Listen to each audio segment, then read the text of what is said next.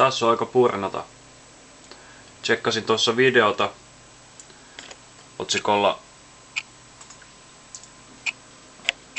Media Ignorance Getting Painful at the Pump. Ja tässä puhutaan siitä, kuinka jenkkien mielestä heillä on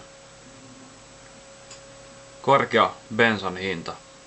Ja tossa katsotaan, se on $2,85 per gallona. Ja gallona on siis 3,8 litraa.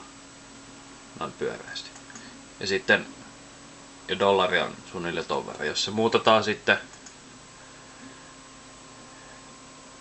niinku litrahinnaksi, niin se on 54 senttiä tai 55 senttiä noin pyöreästi.